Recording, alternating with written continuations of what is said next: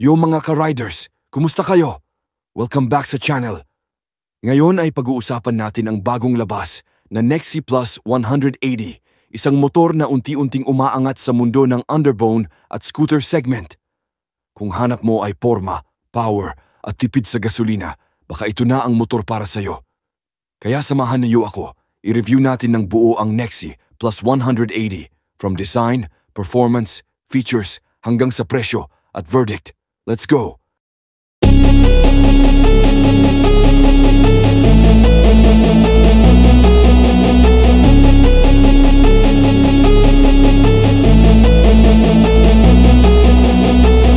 Hey man, listen up closely. I know lately you're a bit lonely, but you know on your phone there's a whole world full of girls you could be looking at, homie. It's true, between me and you, it's only $5 and watch what they do.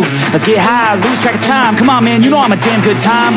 Yo, if they're gonna post it, no clothing, oh my god, so exposed and everything. You might as well see everything, every inch, never leave or grow a need. Wait, maybe you should DM, be friends, pretend, a boyfriend, the D. Unang tingin pa lang, panalo na sa porma ang Nexi Plus 180. May agresibong harapan, LED headlight at matulis na linya ng body na parang pang sport bike ang dating. Makikita mo rin na solid ang build. Wala kang maririnig na kalansing o maluwag na plastic fairings. Yung upuan, sakto ang lambot para sa daily ride at may underseat compartment na kasya ang half-face helmet o ilang gamit pang biyahe. Sa likod naman, LED na rin ang tail light at may sporty na muffler design. Astig talaga sa porma. Pagdating sa performance, ito ang exciting part.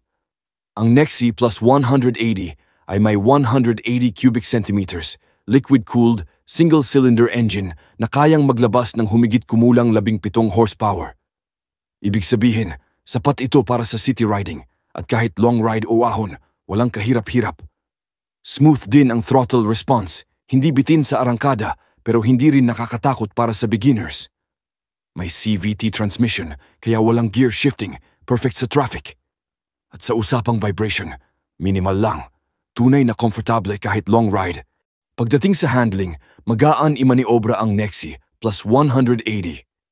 Suwabe sa liko, stable sa tuwid, at kahit bumper-to-bumper traffic, hindi nakakapagod. May telescopic front fork at twin shock absorber sa likod, kaya kahit lubak-lubak, hindi ramdam masyado. Sa braking system naman, dual disc brake na may ABS, kaya panalo sa safety. Yung gulong, 14 na pulgada tubeless tires, kapit na kapit kahit basa o cornering. Comfort level? Pang daily use, pang long ride, at pwede pang angkas. Hindi lang sa performance at porma panalo ang Nexi Plus 180, pati sa features, loaded na. Meron itong full digital display panel, keyless start system, USB charging port, at smart security alarm. May version din na may LED signal indicators at auto off-turn signal. At syempre, fuel-injected na kaya matipid sa gas, nasa 45 hanggang 50 kilometro kada litro depende sa paggamit. Ngayon, pag-usapan natin ang presyo at final verdict.